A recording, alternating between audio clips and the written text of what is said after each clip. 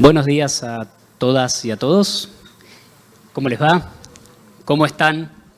¿Bien? Qué bueno, me alegro mucho. Bueno, paso a presentarme. Me tocó moderar ayer.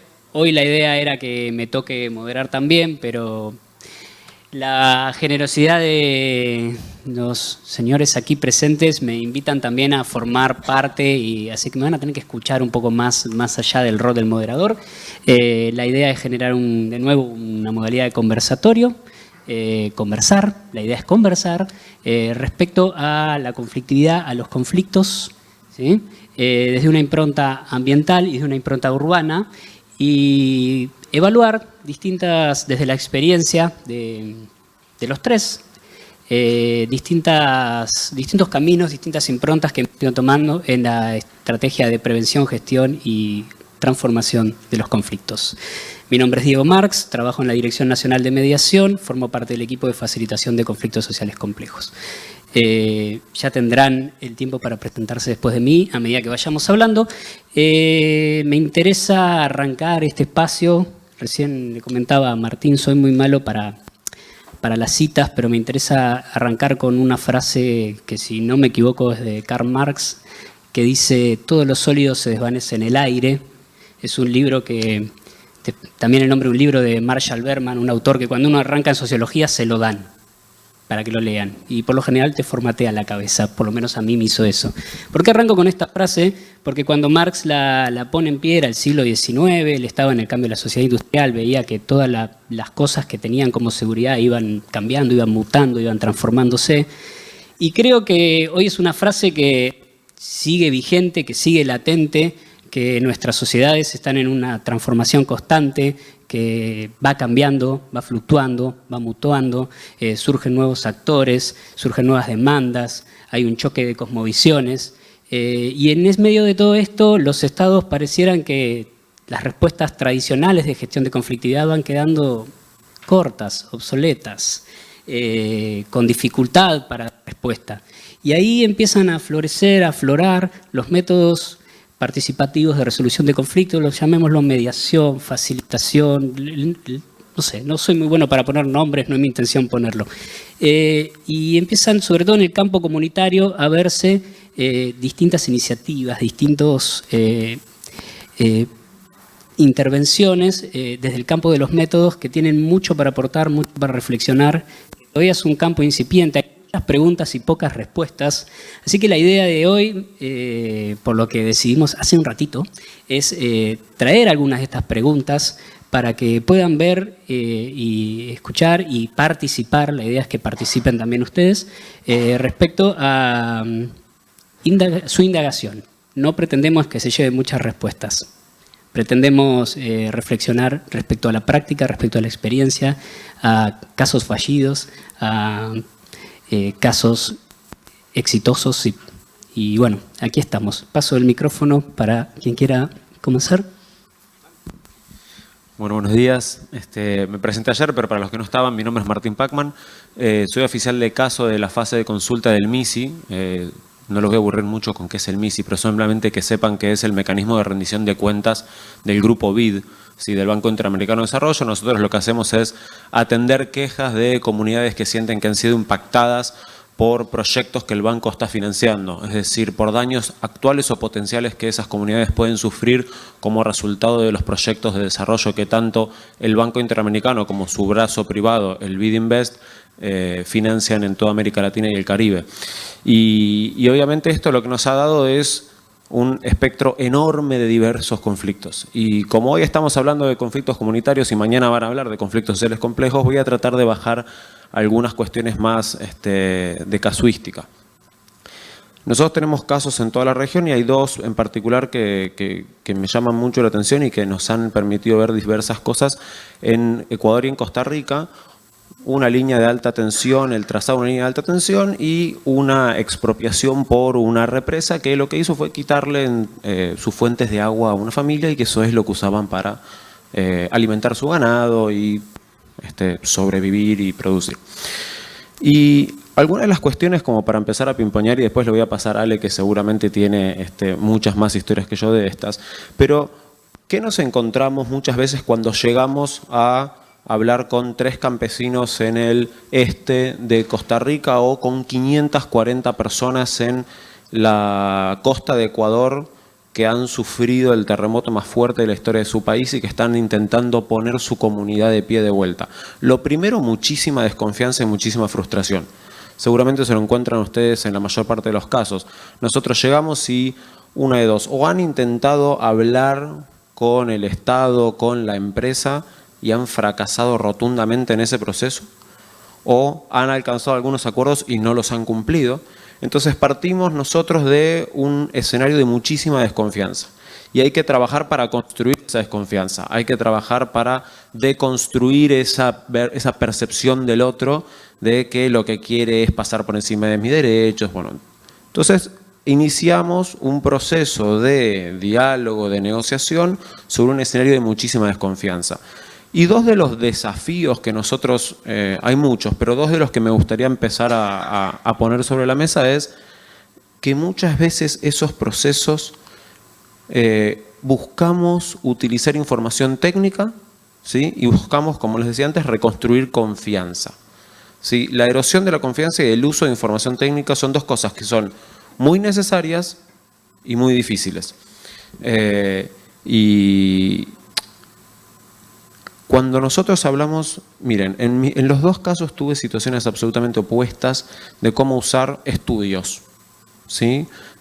Cómo usar un estudio de riesgo geológico para saber si la línea podía ir por donde querían o no podía ir por donde querían, o un estudio de cómo captar agua en la montaña en Siquirres, en Costa Rica. Las dos veces lo usaron muy mal. ¿Qué significa lo usaron muy mal? Lo presentaron en un momento en el que la gente no estaba lista para escucharlos. ¿Por qué? Porque no confiaban, porque quien se lo presentaba no era una entidad creíble, porque lo había hecho una empresa en la que ellos no confiaban, a la que nunca le habían preguntado sobre cuáles iban a ser los criterios de análisis. Es decir, el cómo presentar esa información técnica, cuándo presentarla, quién la presenta y cómo se construye esa información. Siempre uno dice, no, mira, yo tengo un estudio acá, esto le resuelve la vida a esta gente. Me pasó en un caso de que era un estudio que le daba la razón a quienes presentaron la queja y no lo quisieron escuchar. No, ese estudio no, lo hizo la consultora tal, yo no los quiero escuchar. Entonces, ¿quién realiza esos estudios? ¿Cómo los presentamos? ¿Quién los presenta y cuándo?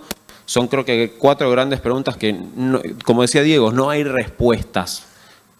No hay un playbook sobre cómo se hace, pero son importantísimas, porque nosotros podemos creer que presentando ese estudio en la primera sesión lo desbloqueamos, y ese día nos fuimos con un acuerdo.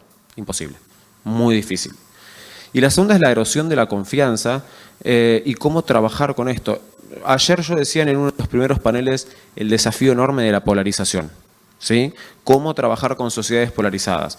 Y de vuelta, no hay respuestas fáciles, pero necesariamente tenemos que entender el contexto donde nos estamos parando a trabajar un conflicto. Nosotros como mecanismos de rendición de cuentas llegamos usualmente tarde, llegamos usualmente cuando el daño ya está ahí y cuando las relaciones están rotas. Entonces, mucho de nuestro trabajo es fortalecer capacidades y es empezar a construir de a poco esa confianza con los actores para que se puedan sentar en la mesa. Y para eso nosotros siempre decimos que es importante que aquellos que se sientan en esa mesa tengan una visión de mediano y de largo plazo. Obviamente están todos preocupados por resolver el conflicto puntual que tengo, es si la línea pasa acá o no pasa acá. Pero el problema de esa región quizás era el sistema eléctrico en general y este era un detalle. Pero si pueden reconstruir la confianza con esa empresa estatal, después van a poder trabajar mucho mejor en todo el sistema eléctrico y en todas las deficiencias que tiene esa región o en cómo reconstruirla después del terremoto. Entonces también una forma que nosotros hemos usado para tratar de reconstruir esa confianza es poder levantar un poco el microscopio, sacarlo del conflicto puntual y empezar a poner eso en un contexto y en un sistema que les permita también pensar a ellos que reconstruir confianza y reconstruir relaciones es posibilitarse trabajar en el mediano y el largo plazo y construir objetivos que superen o que vayan un poco más allá del conflicto puntual al que nosotros tenemos que atender, pero que cuando nosotros nos vamos, esas capacidades quedan allí. No me quiero extender, no sé, Ale, si si querés tomarlo desde acá. Bueno, un gusto. Alejandro Noto soy yo. Tomo algo que plantearon al principio que me parece fundamental, esto de que todo se desvanece. Y yo creo que los cambios sociales, económicos, políticos y culturales que tiene la etapa actual han cambiado también nuestros niveles de sociabilidad. Y para poder tomar esto desde los conflictos sociales, territoriales, ambientales, urbanos, a mí me gustaría que empecemos con un pequeño diagnóstico, o por lo menos yo, que haga un pequeño diagnóstico de por qué estas categorías nuevas de la gestión constructiva de conflicto pueden llegar a verse opacadas dentro de lo que es esta nueva sociabilidad, este nuevo modo de relacionarnos. Nosotros mismos tendemos a enamorarnos de algunas figuras a partir de creer en la construcción de la paz, en creer en la edificación, ladrillo por ladrillo, de un mundo mejor.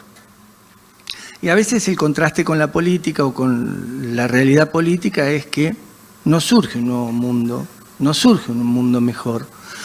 Y nuestro granito de arena siempre está aportándose allí. Entonces hay como un hiato entre las posibilidades humanas del cambio con las posibilidades del sistema, o lo que el sistema mismo genera dentro de la lógica del cambio.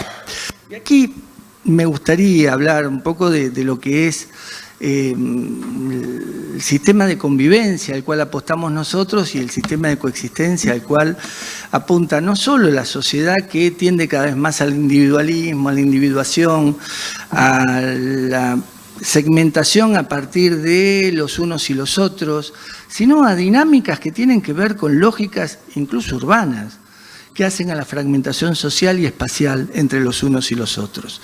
Entonces, una cosa es la pretensión de la convivencia y otra cosa es la dinámica institucional, política, jurídica, de ciertos estándares de relaciones entre negocios privados, estructuras de gentrificación, reterritorialización, desterritorialización, desplazamientos y al mismo tiempo voy a incorporar lo humano también, los descartados de la sociedad. Que los descartados de la sociedad no están afuera, están adentro y pujan por entrar.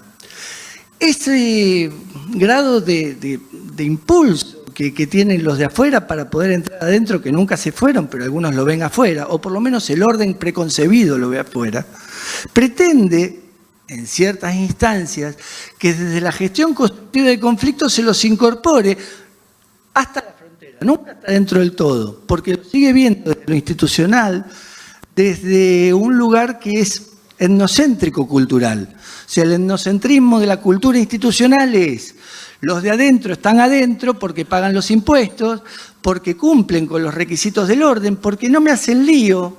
Pero en cambio aquel que tiene algún tipo de rebeldía, algún tipo de posicionamiento, de visibilidad, termina siendo una especie de enemigo de la práctica institucional. Y aquí es donde yo digo, ¿para quién trabajamos los que trabajamos en esto? ¿Quién nos contrata a los que trabajamos en esto? ¿Quién paga a los que trabajamos en esto? Y por lo general aquellos que tienen una visión estandarizada del otro, que cuando pretende entrar implica desorden, que cuando pretende entrar prefieren prácticas punitivistas que prácticas de horizontalidad, prefieren prácticas de acolchonamiento, apaciguamiento. O sea, más que un mediador necesitan un bombero el sistema para apagar los incendios que el mismo sistema genera.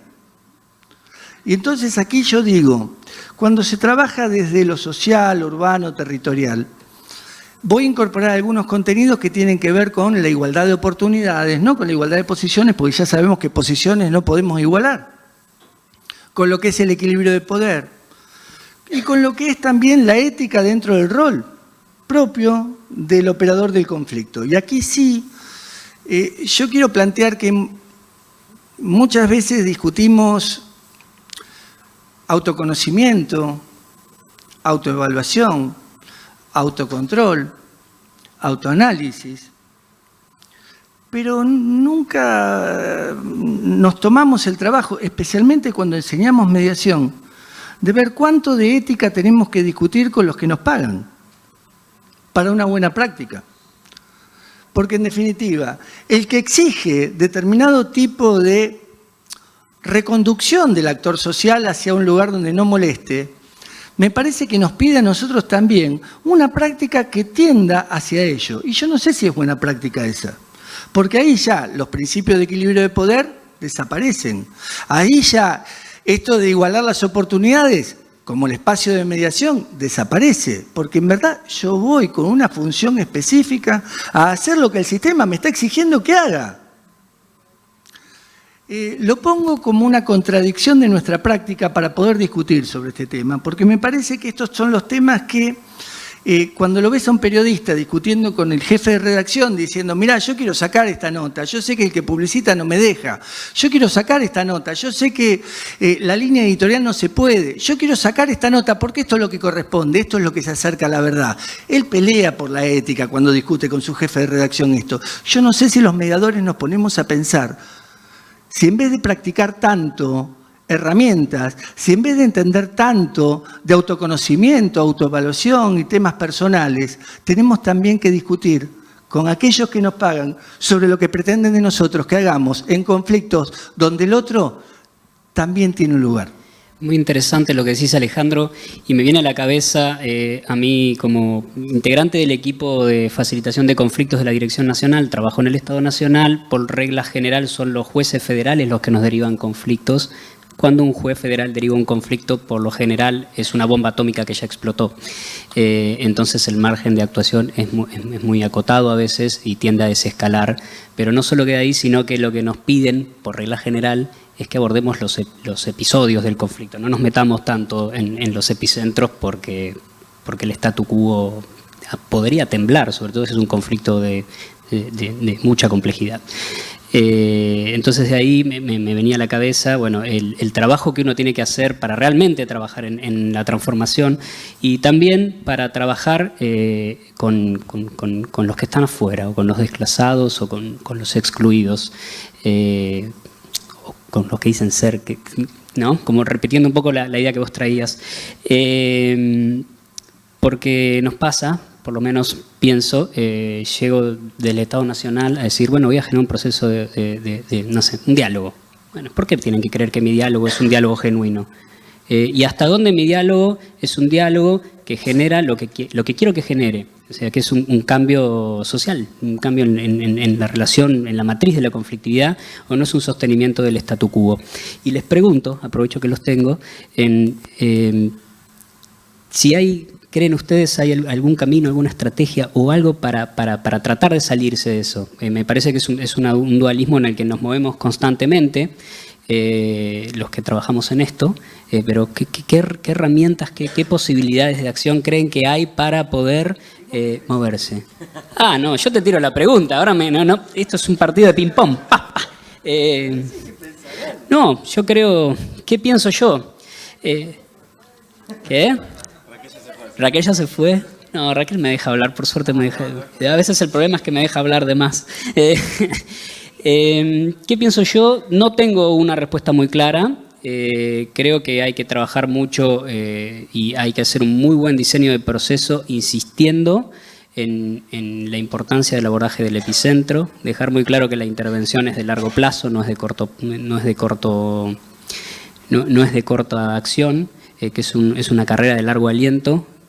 Creo que hay que trabajar mucho en la construcción de un proceso legítimo con las partes. Para eso es muy importante que las partes se sientan que el proceso los respeta y los contiene, y hay que buscar, como decía, el diagnóstico en el mapeo, los actores que le den legitimidad para tratar de incorporarlos. Aún así queda corto creo que queda corto. Me parece que no tengo la respuesta. Tengo más preguntas que respuestas al respecto, pero me parece que un buen diseño de proceso, tratando de construir un tercer lado, tratando de hacer un abordaje a largo plazo, es una muy buena manera de poder, por lo menos, no caer del todo en el sostenimiento del statu quo.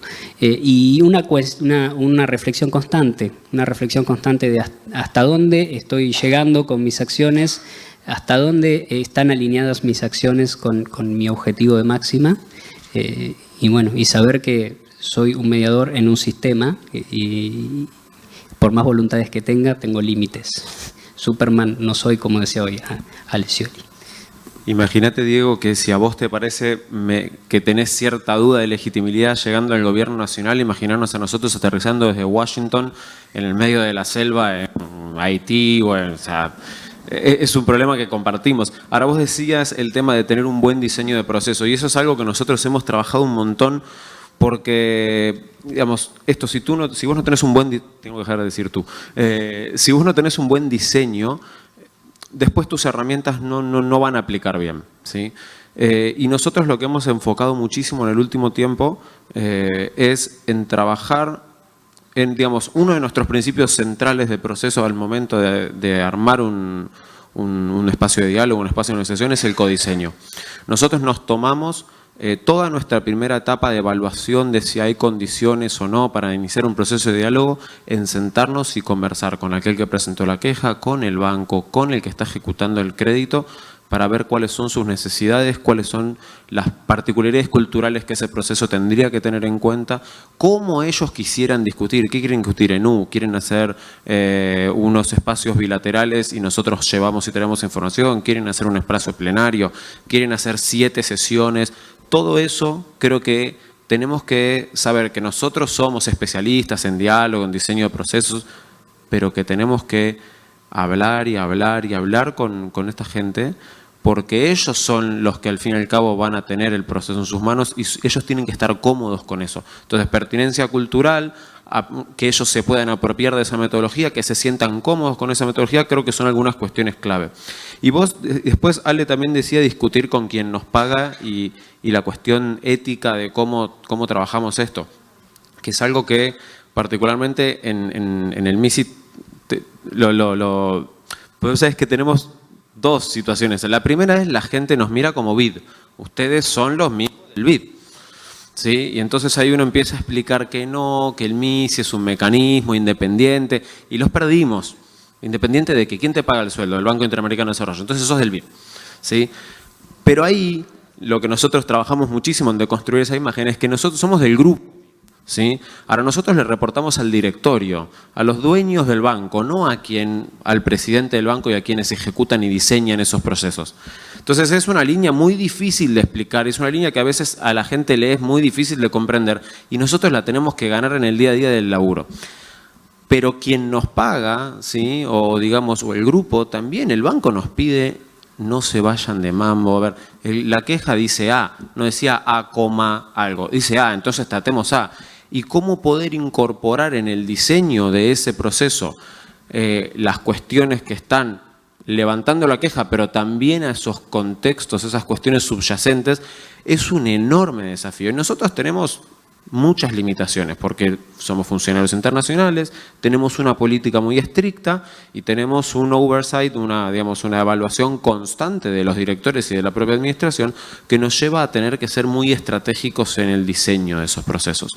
Me parece que es un súper tema el quién te paga. Lo sufrí cuando estaba en la ONG, lo sigo sufriendo hoy en el Banco Interamericano de Desarrollo, pero creo que también uno tiene que ser muy claro en la explicación, aunque a la gente le sea chino básico, tiene que ser muy claro en la explicación y después la legitimidad se gana en el laburo y en haciendo buenos diseños e incorporándolos. No sé si resuelve, que de vuelta no hay respuestas, pero creo que ayer hablaba de tener responsabilidad como mediadores. Si nosotros en nuestra evaluación nos damos cuenta que no hay chance de que esa queja sea negociable, tenemos que decirlo. Y la gente se va a enojar con nosotros quizás. Si no, ¿cómo? No hay condiciones. Tenemos que ser capaces de decir eso también, porque creo que eso habla de nuestra ética. Porque si no nosotros, vos seguís 7 meses con un proceso de diálogo que vos sabés que no va a funcionar, pero a vos te pagan el sueldo. Entonces creo que tenemos que saber que hay como varias tonalidades de responsabilidad y sobre todo de hablar con la práctica. Sí. Respecto a lo del statu quo, me parece que hay un tema que hay que evitar, los procesos que procesan los desajustes del sistema. Y en este sentido, yo quisiera empezar con una certeza más que una incerteza, más que con una pregunta. Yo estoy seguro que si uno tiene un proceso justo, no necesariamente va a tener un resultado justo. Pero si uno tiene un proceso injusto, yo aseguro que el resultado es injusto. Entonces, me parece que nosotros haciendo bien el proceso y siendo nobles con el proceso, conociendo el contexto, como bien planteabas vos, minimizando los riesgos, maximizando los recursos, trabajando con otros en coordinación de acciones, se pueden hacer medianamente las cosas bien, más allá del resultado final. Y esto no implica ser reproductores, esto implica poner lo mejor que tenemos nosotros para poder co-construir al menos escenarios propicios para que se pueda llevar adelante un espacio común donde se escuchen todas las voces, donde puedan participar todos. Otra certeza que tengo, que si la gente se involucra o las personas se involucran dentro de lo que puede llegar a ser la construcción de un problema público, van a asumir responsabilidades políticas y acciones concretas para poder encontrar soluciones comunes. Y nuestros procesos garantizan ese tipo de incorporación para la asunción de responsabilidades comunes y para la búsqueda de soluciones. El tema es si los llamamos a todos o no llamamos a todos, o si llamamos a los que nos conviene. Y aquí vienen esto de cuidado con los procesos que procesan los desajustes del sistema. Lo pongo esto sí como un semáforo, y a mí me gusta poner semáforos. Acá adelante nomás, seguramente en la sala hay muchos más, pero acá adelante tengo 3 personas que trabajan en el ámbito comunitario y que me gustaría que ellos se incorporen, tanto Leonel como ustedes dos, si pueden, se incorporen a charlar y a pensar alrededor de estos temas que me parece que son temas abiertos recién. Y ¿están pensando, no quieren hablar nada? Dale. Pero bueno, dale, porque como compartimos el campo comunitario, me gustaría que ustedes también se Hola, mi nombre es incorporen a la Fernanda. No sé qué estoy haciendo acá. ¿Me ves sentar en tu costado? No, acá me puedo poner total. Las mujeres siempre estamos así y van a decir siempre lo mismo, así que no te preocupes. Muchas gracias. En realidad, la generosidad de Alejandro es enorme. Yo trabajo en un espacio del Consejo de la Magistratura de la ciudad y lo que hacemos desde ese lugar, en el espacio específico, vení Lili, que es facilitación en el ámbito comunitario y especialmente en zonas vulnerables. Igual voy a tener mi minuto de fama mañana a la mañana, no se duerman, a las 9 los esperamos. La idea es simplemente, yo no coincido en algunas cosas que dijeron. Yo creo que la experiencia me ha permitido ver que no tenemos que tener la misma expectativa respecto de estos procesos que la que poníamos románticamente 20 o 25 años atrás. Y me parece que tenemos una responsabilidad de cuidado de la gente que está en nuestros procesos de mediación o de facilitación en esto. A esto me refiero. Y de cuidado de la mediación propiamente. Del proceso, también, ¿no? digamos, Claro. así como decíamos años Vos sos atrás. custodia también de eso que tanto respetamos nosotros, pero que también tienen que respetar los otros. Algo así como antaño se decía quién cuida al niño en las mediaciones y no sabíamos quién se hacía cargo del chico hasta que aparecieron montones de figuras que se ocupan de eso. Medio es quién se hace cargo de estas personas que no están en la misma condición cuando se negocia con el Estado, que es lo que me toca trabajar a mí. Los dejo con el interrogante. Bueno, yo soy Liliana Rodríguez Helénico, trabajo con Fernanda, trabajamos en el Consejo, hacemos facilitaciones y otras cosas. No barremos todavía, pero hacemos muchas cosas. Y también pensaba que en esta etapa es un proceso de ida y vuelta de aprendizaje, porque a medida que vamos interactuando con la gente, vamos aprendiendo. Y eso nos lleva también a pensar, bueno, ¿qué buscamos y qué queremos más allá de la mediación? O sea, que la mediación como qué, como un acuerdo, no. Una mediación como esa posibilidad de estar como en ronda, darle la palabra, también saber qué palabra y ver si con eso vamos avanzando. No sabemos a dónde. Bueno, eso es lo que hacemos, tratamos de hacer por lo menos. Bueno, yo hace tiempo que vengo razonando sobre esto y pensando sobre esto. Creo que Nukin... Que soy Lionel, uruguayo, todo eso, ¿sabes? No, pero vos dijiste que era Lionel. Claro. Sí, también soy uruguayo, igual que María José. Le tenemos fe en el Mundial ahí. En el Mundial no, En la Copa América. Copa América. Bueno, en realidad vengo pensando hace tiempo de esto, en la intervención del Estado y en la intervención del dinero en los conflictos. Yo recuerdo que ayer Jorge Amado Yunes también lo planteaba y decía, ¿por qué no vamos a buscar de sponsor a Microsoft, por ejemplo, ¿no? O por qué... Bueno, Microsoft tiene un sistema de mediación interna, ¿no? Cuando la gente ingresa y egresa a Microsoft, o sea que está interesada. Ahora, ¿cuánto nos sesga? Para mí es la pregunta. Y me parece que este es un dilema ético, individual. Porque no se puede hacer mucho. Alguien tiene que poner el dinero.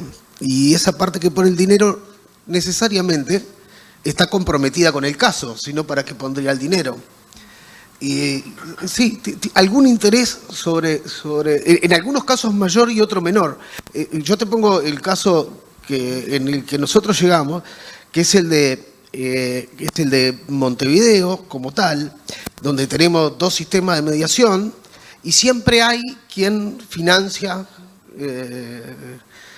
la actitud del mediador. Entonces, necesariamente, esto de alguna forma sesga. Nosotros lo tratamos de licuar en un pool de donantes, pero también lo sesga, porque viene alguien y dice, yo soy donante. Yo soy parte. Entonces también termina sesgándolo. Y si nos quedamos sin todos los donantes, este es el razonamiento, el sistema no funciona. Entonces sigue siendo un dilema, y para mí es un dilema ético y que se resuelve nada más que éticamente. ¿Cómo sé que el abogado no se va a poner del lado del otro? Nunca lo sabés. Y con el mediador va a pasar lo mismo. Va a depender de con quién vayas. Si vos vas con una persona con una fortaleza ética importante, entonces seguramente tratará de ser lo más multiparcial posible.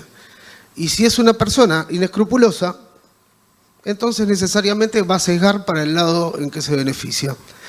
Creo que esta es mi perspectiva, solo tiene solución desde lo interior. Gracias, porque te metiste al hueso, ¿no? El Congreso Mundial de Mediación que se hizo en Perú lo financió la Embajada de Canadá y muchas mineras. E impuso la agenda, diálogo minero. El diálogo minero puede estar perfectamente bien visto dentro de lo que es el rol de quien va como tercero frente a lo que puede llegar a ser un lugar de conflicto, convocado por las partes en conflicto, convocado por el conflicto mismo, convocado por estar allí, el estar allí como categoría conceptual. Lo cierto es que hay asimetrías dentro del mundo de la minería y el actor social. Hay determinado tipo de grupos donde prefieren la no judicialización y sí el diálogo. Nosotros propugnamos el diálogo en todos los campos, pero la no judicialización para algunos actores es el impedimento de empoderarse frente al otro. Entonces, rápidamente, el diálogo minero a veces beneficia a la lógica empresaria más que a la lógica del actor social. Cuando un congreso entero te lo financia, el capital que le interesa propiamente que los mediadores trabajen para ellos. Yo me pregunto si todos tenemos que ir y aceptarle la agenda que nos impone también. En función de lo que decís vos. Y tomo tu ejemplo porque me parece que es el fondo del asunto. Y a los mediadores nos está pasando esto, sobre todo los que trabajamos en este campo, por eso traemos este problema. Así sea un mediador comunitario de una intendencia, donde el intendente tiene un conflicto y dice, andá y solucioname el tema. No dice, andá y mediá. ¿Puedo hacer un aporte ahí? Todos. También ocurre, pasa en el ámbito privado. Yo trabajo, bueno, vos sabés, algunos de los que me conocen. Soy Lilian Vargas de Resistencia.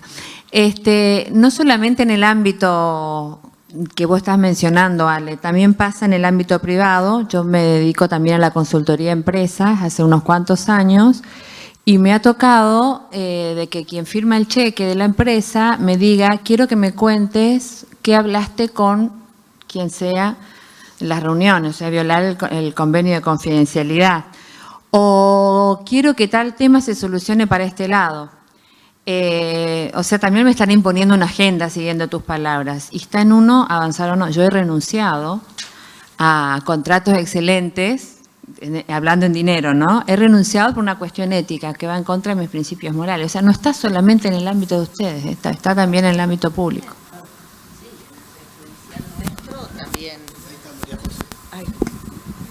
Perdón, en el prejudicial que tenemos en capital prejudicial, mediaciones privadas, también tenemos unas cuestiones con algunas empresas, especialmente en mediaciones de daños, donde las empresas aseguradoras pretenden imponer qué honorario corresponde a un mediador, qué casos se pueden mediar o no, hasta dónde mandan a un abogado o no, y si se cierra, lo cierran ellos así con acuerdos, y depende de uno si acepta o no acepta esto. Pero ahí es más fácil decir, bueno, o acepto o no.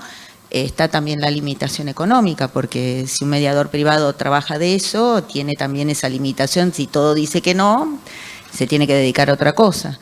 Pero también con una cosa más esperanzada, pensaba que si bien todo este camino que uno dice y se presenta y se pregunta, tiene que ver con todas estas limitaciones, por otro lado, poco a poco venimos avanzando en un camino para ir sembrando una forma diferente. Habrá casos en donde se negocian un montón de cosas y se hablará lo que dice la agenda, y en el medio de eso habrá algunos que hablaremos de algunas otras cosas. Algo va a quedar, porque si no tenemos que bajar la persiana. Ay, perdón. No, un poco dando un mensaje más positivo, porque creo que nosotros tenemos la experiencia, hay líneas de investigación que financian este tipo de cosas. El tema que creo, por lo menos nuestra experiencia, es que lo estábamos aprovechando poco, pero creo que la resolución de conflictos y el tema de la pacificación es una prioridad para muchos países de América, por lo menos, y nosotros tenemos proyectos de agencias de investigación en donde estamos financiando programas de campo que tenemos total libertad. Es decir, sí necesitas una institución que te avale, como puede ser una universidad, por ejemplo, pero son ámbitos en donde la investigación no está con un perfil determinado y a nivel universitario, encantados de que venga gente y nos haga propuestas, y mientras que estén dentro de un marco de trabajo ético, razonable, se trabaja, y creo que hay que empezar a mirar también ese tipo de financiación externa en donde hay posibilidades. Creo que hay mucha financiación, que la misma financiación que tenemos ustedes la tienen ustedes, en donde se puede trabajar. Pasándoles una propaganda, como institucional, no se pudo mediar en una etapa por cuestiones que tenían que ver con la violencia familiar, y la dirección donde pertenezco, del Consejo de la Magistratura, hizo una investigación, y la verdad que hizo una investigación cualitativa, con un libro y con casos para probar que no eran todos los casos así, y se trabajó y se estudió y se capacitó para que esto, bueno, se pudiera ver otra mirada. Cortito. A mí no me gustaría que quedemos en un estado de depresión. Yo creo que todo lo contrario. Creo que hay que ponerle el cuerpo a esta situación y decir, estamos acá, tenemos estas dificultades, si no las vemos, vamos a pifiarla. Entonces la idea es, sepamos en un espacio donde todos trabajamos con la cuestión pública que este es un gran inconveniente. El que quiera participar se tendrá que adecuar a estas dificultades, pero no generemos soluciones iatrogénicas. Con la mejor intención uno por ahí hace macanas. Entonces, cuando la advertís, ya no podemos ser como un chico que recién empieza a trabajar en este ámbito. Eso nada más. Y una cosa puede parecer menor al nivel que estamos teniendo, pero yo creo que uno de los principios que nos puede ayudar a empezar a trabajar esto es el principio de la transparencia.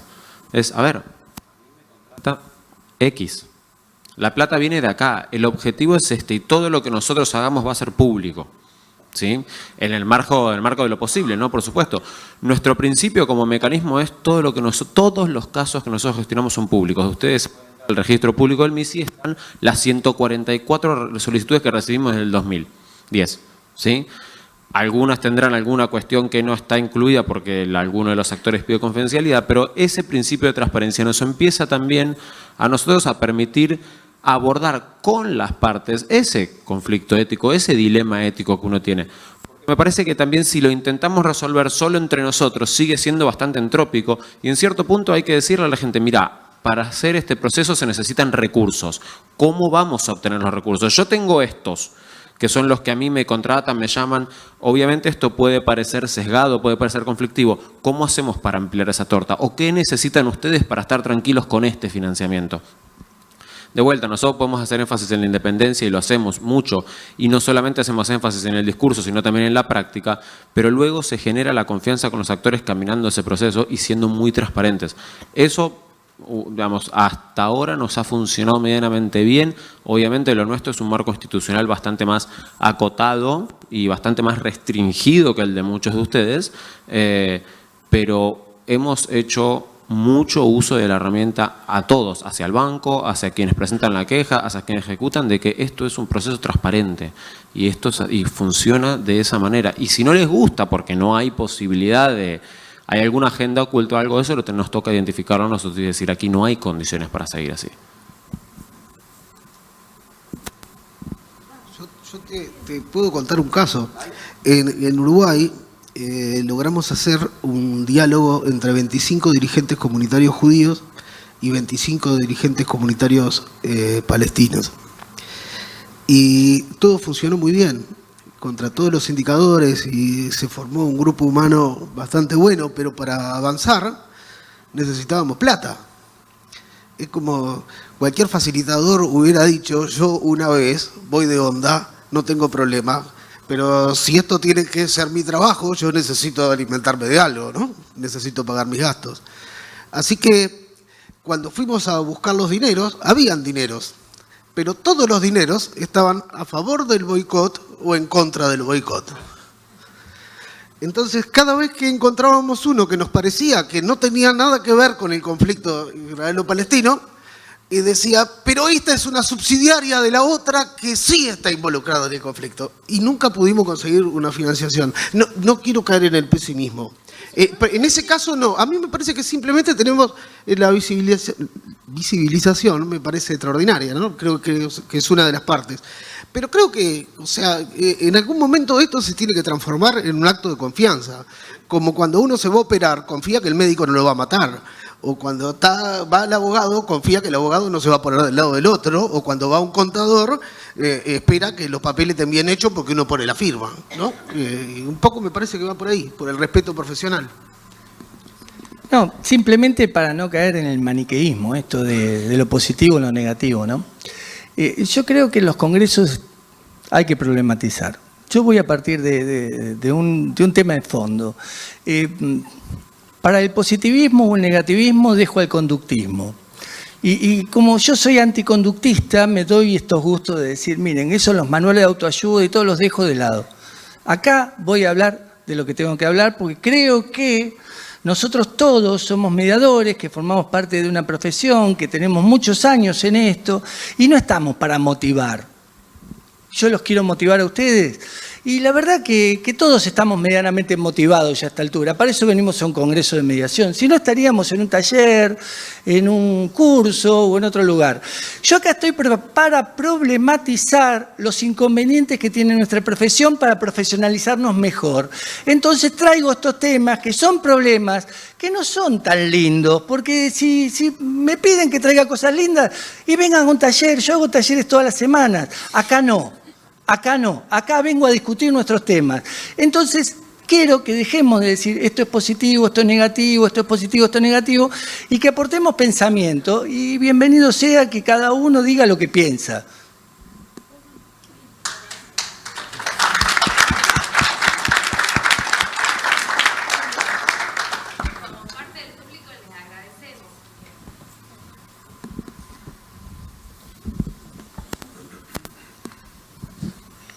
Yo te agradezco porque uno como que actúa en automático.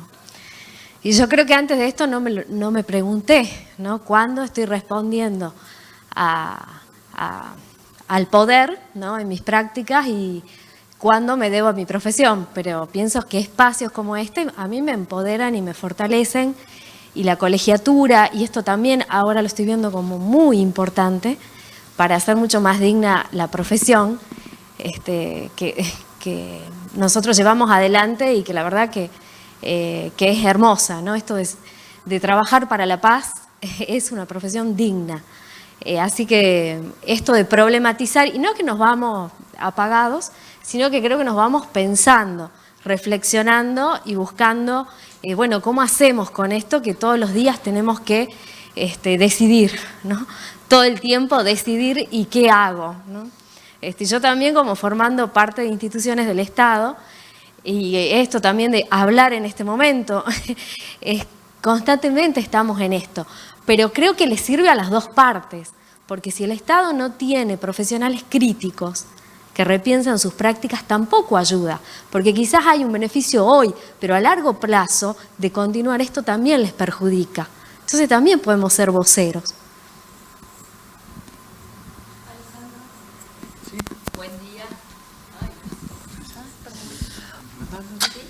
Bueno, no. Muchas gracias por tus palabras y estoy totalmente de acuerdo contigo porque este es el espacio que tenemos nosotros para mimarnos, ¿no? Y para decir las cosas que tenemos en conflicto. Y una de las cosas que personalmente tengo en conflicto es que no tengo una profesión de base. Y es un conflicto enorme en mi vida. Y soy mediadora, ¿sí? Y por supuesto que medio con abogados y me dicen, ¿su profesión de base? Mediador. Y a mí me gustaría saber, sabes que en Salta estamos con el tema del colegio, ¿no? Pero me gustaría saber si yo podría ser una profesional de la mediación sin una profesión de base.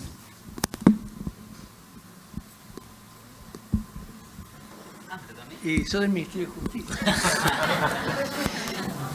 Mirá, qué pregunta. Yo creo que sos una profesional de la mediación. No sé si te alcanza mi opinión para hacerlo realmente. Me imagino que lo que estás buscando es una institucionalización de la profesión. En realidad, perdón, trabajo para el Ministerio Público de Salta. Soy reconocida como mediadora por la doctora Marina Pied, profesora. O sea, eso lo tengo. Lo que no tengo es, ¿cómo decirte? Me jubilo, por ejemplo. ¿Sí? ¿De qué trabajo? Si yo soy mediadora, no puedo saber. Sí, bueno, claramente es un campo nuevo y eso es un déficit, o por lo menos algo que está en construcción y hay que seguir construyéndolo, y creo que es una responsabilidad del colectivo mediador trabajar y movilizarse para eso. No esperar respuestas que quizás no lleguen por sí solas.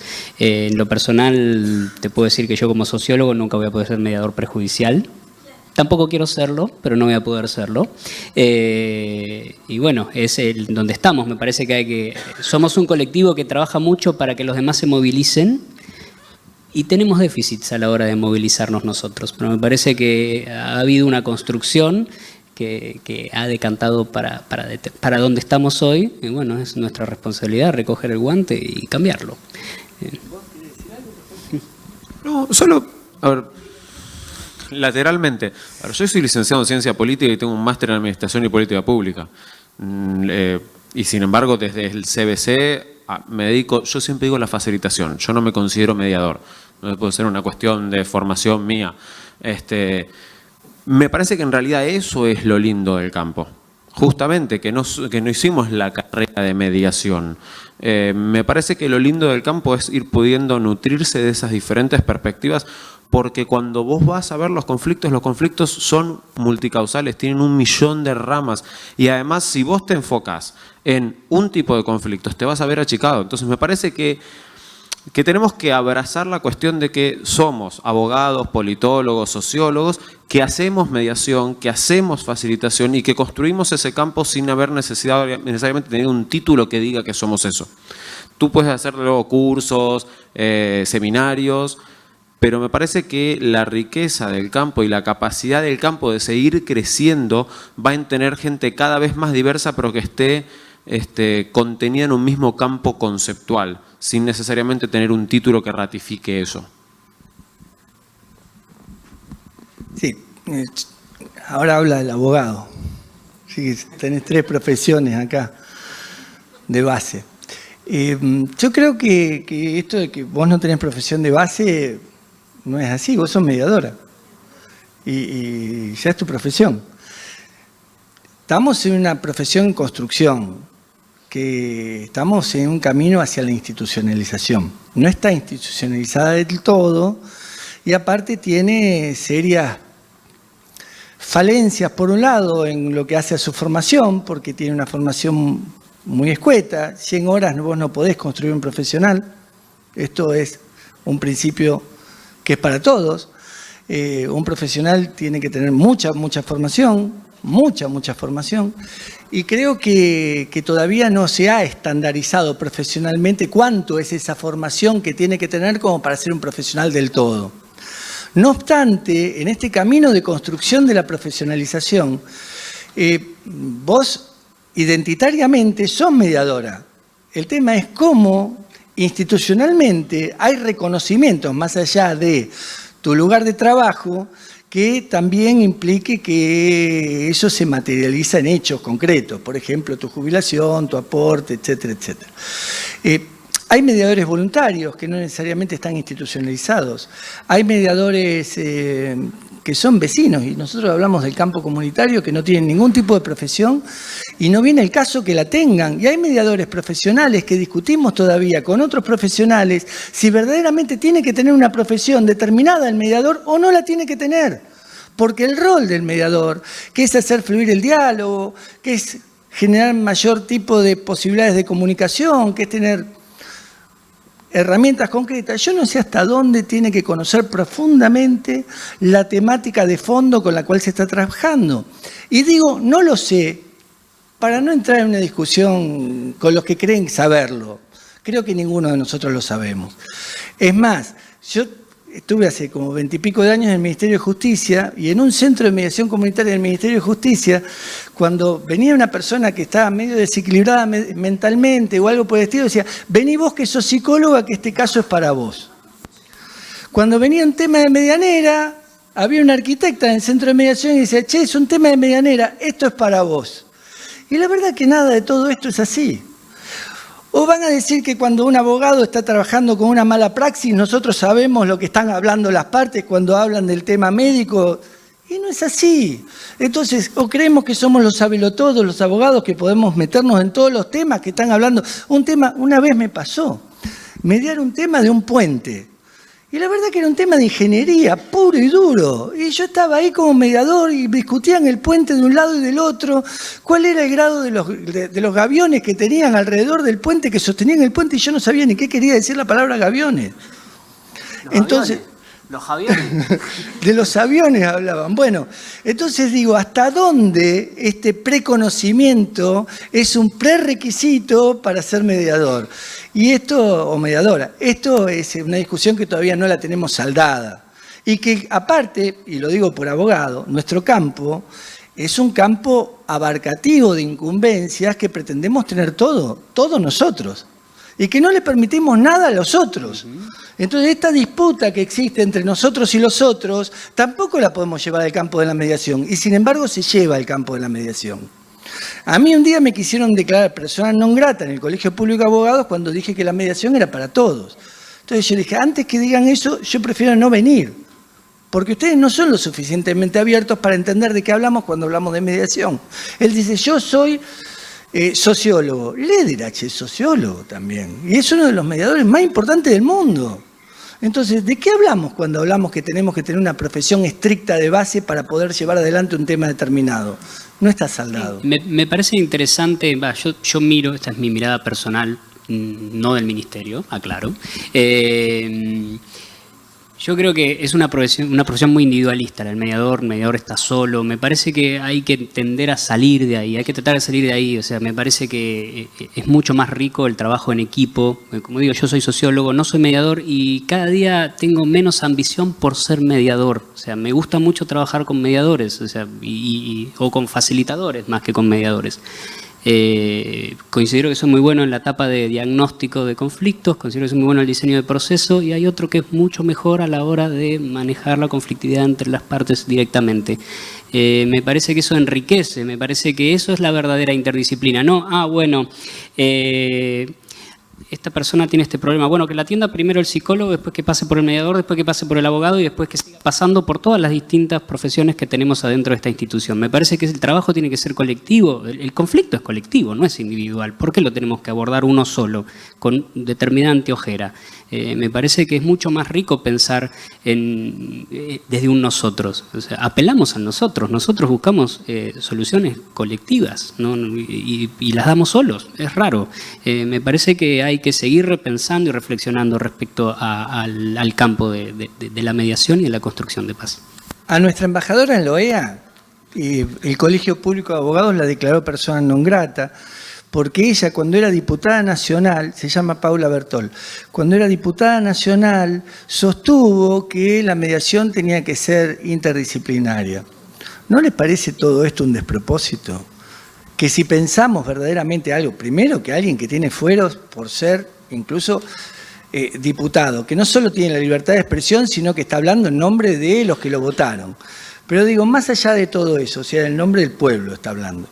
Más allá de eso, digo, que una institución se dé el gusto de declarar persona non grata a un legislador por pensar y por decir lo que dice en su banca, realmente llegamos a un extremo donde estamos discutiendo una cosa que es un sinsentido. Yo creo que para ser mediador, con conocer mucho de nuestro campo, por prepararse mucho en nuestro campo y por profesionalizarse mucho en nuestro campo, perfectamente ya puede ser mediador cualquier persona que tenga las condiciones para hacerlo. Alguna vez me preguntaron cuando íbamos a hacer un curso de mediación qué se requiere, qué requisito hay para ser mediador, y yo le dije, bueno, que sea empático, que tenga una personalidad dúctil, que pueda llegar a escuchar, que sea comprensivo, lo que dicen los manuales. Y me contestan del otro lado por escrito, si encuentro uno así en mi provincia, yo me caso. Digo, seamos realistas. Somos seres humanos, tenemos opacidades, contradicciones y ambigüedades como seres humanos, todos, y al mismo tiempo tenemos conocimiento. Estamos edificando una profesión y por eso planteamos los temas que son dilemáticos para darle más contenido a la profesión que tenemos. Sí, y ahí recuperarle dos cosas. Una de las que decía Diego es, tenemos que empezar también a ver la disciplina como un trabajo de grupo, ¿sí? Y en varias cuestiones. Yo, al igual que Diego, me siento muchísimo más cómodo en el análisis de los conflictos y en el diseño de procesos y puedo facilitarlo, pero creo que hay gente que lo hace mucho mejor que yo. Y ahí empieza el diseño de un equipo de trabajo para abordar los conflictos. Y además empezar a pensar mucho más todavía la cofacilitación, que es súper complejo, ¿sí? Pero que creo que en algunos escenarios puede ser muy útil. Y con respecto a Ale, lo que decías de la temática, no temática, me río porque era una discusión que teníamos en su momento en Cambio Democrático. Yo coordinaba el tema de prevención de conflictos mineros, algunos que decían que yo tenía que ser experto en minería, que casi que lo terminé siendo, pero hoy en el banco, en el MISI, yo manejo temas de titulación de tierras indígenas, manejo de hidroeléctricas, tendido eléctrico, la remodelación de una calle, una estación subtransformadora. Creo que si nosotros pretendemos profesionalizarnos en los temas, nos vamos a alejar un poco del campo. Uy, cuántas manos, qué bueno. Sí. Traemos el almuerzo y lo almorzamos acá. No, creo que estamos bien, ¿no? De tiempo, Leo. ¿Cuánto tiempo nos queda? Se pasaron 45. ¿Qué? Nos pasamos 45 y siguen acá. Bien, bueno, bien.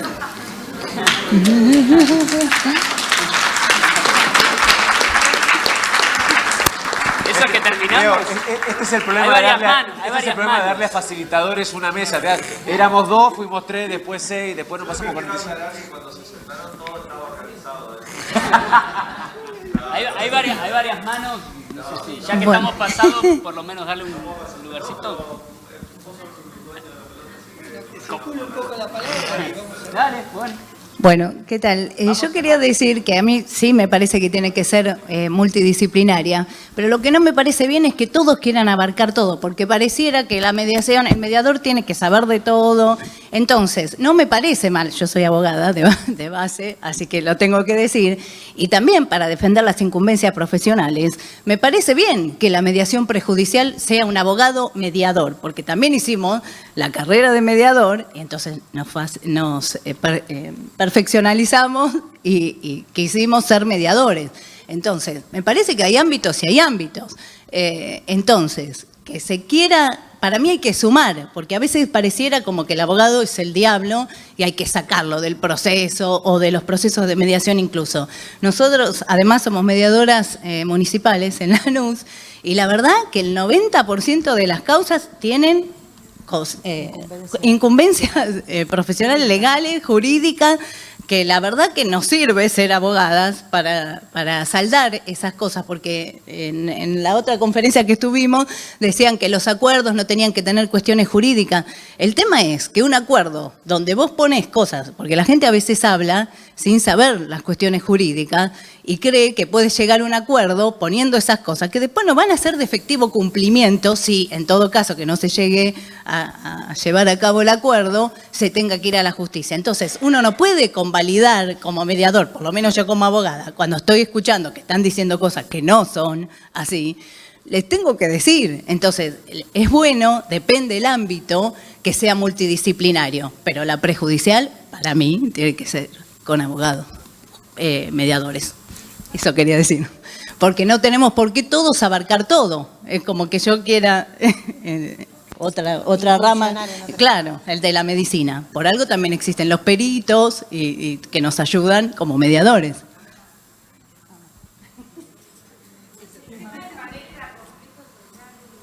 Conflictos comunitarios. Puede ser conflicto de la comunidad mediadora, va decantando para ahí, pero sigue siendo comunitario. Yo les cuento una anécdota a mis colegas abogadas. Les cuento una anécdota a mis colegas abogadas y vamos cerrando, si les parece. No sé, parece que... y voy a usar una mala palabra, pero porque la voy a decir sic, nada más. Una vez yo era defensor del pueblo de la Ciudad de Buenos Aires y me llama el director del registro civil. Esto fue hace como 20 años. 18 años. Y era amigo mío el director del registro civil y me dice, che, Nato, ¿vos seguís boludeando con esto de la mediación? Entonces yo le digo, sí, esto me gusta. Le digo. Dice, porque acá tengo una abogada que en su estudio hizo un divorcio y lo quiere inscribir. Le digo, bueno, pero el desconocimiento del derecho nosotros no tenemos nada que ver. O sea, ella tiene derecho a no saber derecho. En verdad, hay un principio que es hipócrita, que todas las personas conocen todo el derecho. Yo creo que no todos los abogados conocen todo el derecho, ni todos los abogados saben lo que están haciendo cuando ejercen la profesión. Es más, con solo haber trabajado muchos años en tribunales y haber visto las cosas que presentan los abogados, digo, por favor, algunos prefiero que ni hablen. Ahora, una abogada que va a inscribir un divorcio que hizo en su propio estudio, ustedes saben de qué estoy hablando, ¿no? Digo, no todos conocemos de todo, ni siquiera los abogados conocemos de todo. Y en este sentido, a veces nos creemos los dueños de la cuestión jurídica y no estamos tan en condiciones ni siquiera de discutir esa cuestión jurídica. Miren, yo soy abogado desde hace 30 años, pero soy profesor desde hace 30 años de Derecho. De Derecho. Doy Derecho Internacional de Derechos Humanos, Derecho Latinoamericano, doy Derecho a la facultad. Y los alumnos se reciben no sabiendo Derecho. Entonces digo, ¿de qué estamos hablando cuando hablamos de todo esto? Está bien, pero lo pongo como un tema también de discusión. Yo creo que es importante tener en cuenta que no es uno o el otro. Me parece que es un campo abierto donde, o sea, hoy está muy circunscripta hacia el abogado, hacia la figura del abogado. Me parece que hay que trabajar para su apertura. Eso no quiere decir quitarle incumbencias a los mediadores abogados o a los abogados mediadores, sino trabajar para la apertura. Trabajamos para abrir canales, abramos los nuestros. Estamos muy excedidos. Leonardo cada vez está más cerca. Creo que me va a levantar y me va a llevar en andas al almuerzo. Así que no sé si... ¿Bien? ¿Pero es un anuncio parroquial? ¿Es un anuncio parroquial? Dale. Exactamente. Bueno, en primer lugar, agradecerles a Alejandro, a Martín, la verdad, y a Diego. La hemos pasado bárbaro. Yo ayer no almorcé, así que si hoy pasa lo mismo, no tengo ningún problema. Sí, mal no me viene, así que... Pero bueno, no, la verdad, agradecerle por esto de ser espontáneo, de abrir, de poner en crisis estos conceptos, que no es todo muy lindo, ni tampoco es ni para deprimirse, ni para irse con... Es para trabajarlo, que esa es la idea de justamente estos conversatorios, que bueno, excelentes paneles, todos. Entonces, bueno, es para poner a trabajar para seguir mejorando, porque si todos estamos en una zona de confort, pensando igual, la verdad que es muy difícil. Y van los avisos. Vamos a tratar el horario de las 15, al sumo 15, comenzar, sobre todo porque bueno, están los cafés previstos y demás. Así que les pido eso, nos ponemos a tono ahora a la tarde, 15 y 10 máximo, estamos arrancando con el panel y con el café de Ale en el Salón Iberá. Muchas gracias.